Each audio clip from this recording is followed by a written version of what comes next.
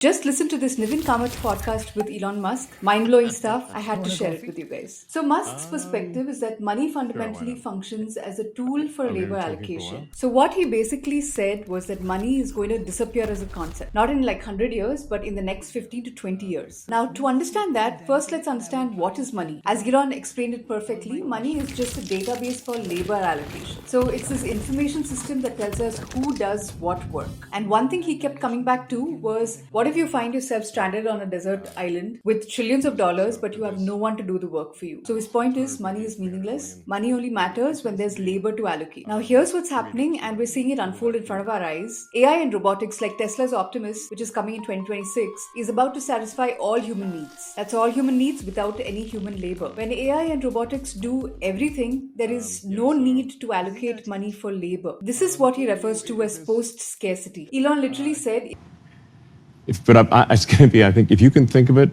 you can have it, will be the future.